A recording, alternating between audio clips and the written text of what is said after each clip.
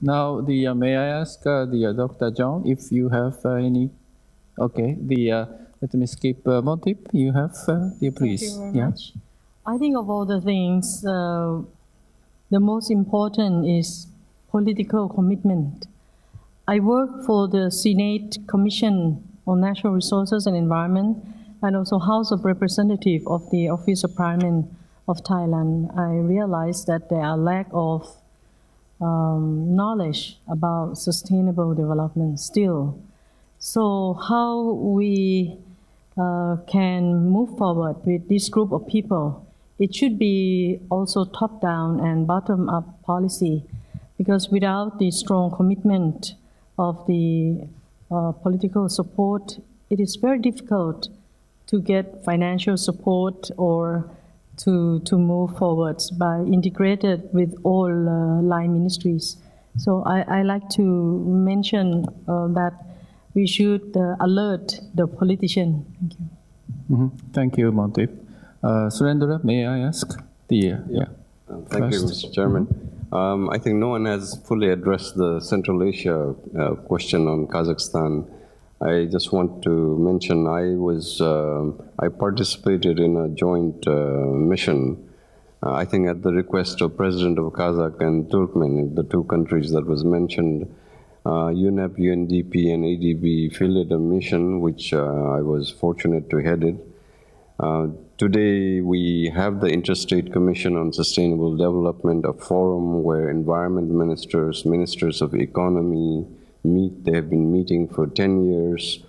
5 years ago there was a treaty on sustainable development, first of its kind, ahead of its time, I would say.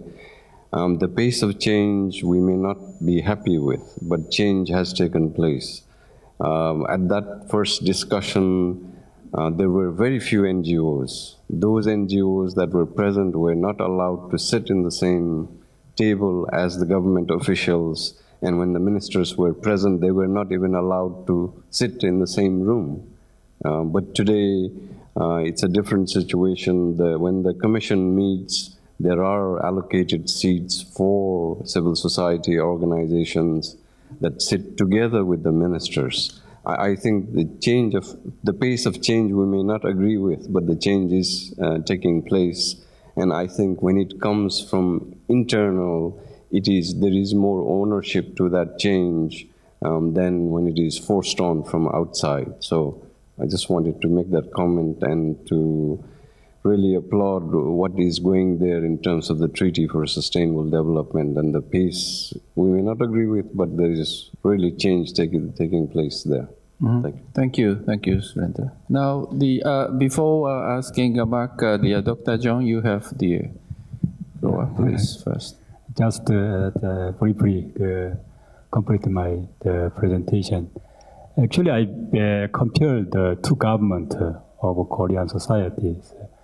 The former government actually fully understand the issues. Actually, the leader of the president understand, and then the groups who support the president was actually good environmentalist. But the presidential backing on the policy agenda is somewhat weak. But the current government, actually, I think the advisory group for the presidential policy is not so good. It's very hard to say. Sorry for saying that. But the president has strong views on that issue. But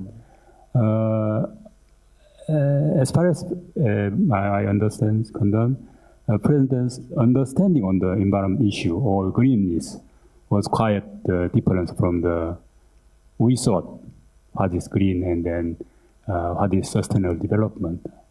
So even though Korean government, current government worked very hard for the purpose of green growth or many green issues, they actually left many bad legacies for the future generation, including river reclamation project or many other issues. So, when we're talking about sustainable development or green economies, we should carefully, look at who decide or who define the issue and who select who develop the alternatives or policies to achieve the goals. So in our cases, as I mentioned about at current government, actually business groups actually leading actors in the agendas. So there's quite a difference. Mm-hmm. Thank you. Thank you, Dr. John. Now, Mark, please. Thank you very much, Takemoto-san. First of all, I would like to thank Surendra for giving us a broader regional perspective. I thought that was very helpful, and I agreed with that. Regarding the question on authoritarian regimes, I'd also like to add that actually, no, China is not a democracy, but actually China actually works, has a lot of effort and programs on sustainable development. I'd also like to address the more difficult question on funding challenge for local governments to get involved in the sustainable development planning. And I guess my answer to that is that, I don't know that it has to take so many people, first of all. So it doesn't have to be so expensive. And actually, we expect local governments in a lot of areas to implement laws and regulations, not just on the environment, but, for building roads and enforcing traffic and health and other regulations. So I mean, obviously the money has to come from either tax revenue or local or national, but I think this kind of thing should be expected, really, and I don't think it has to cost all that much. I don't know why we can't consider these things like green jobs. To have more people to collect statistics, or a few more people to organize sustainable development plan. That's green job. We hire soldiers or sports people. Let's hire some statisticians and sustainable development planners. So those are my responses. Thank you. Thank you very much for all the remarks made by the panelists and the discussant. And we have discussed the very important subject, and recalling that very encouraging remarks made by the Surendra Shrestha, that this region, Asia Pacific region, must be taking the lead in this field, based on the experience, expertise, a lot of the initiatives, and we would like to take the lead in this regard.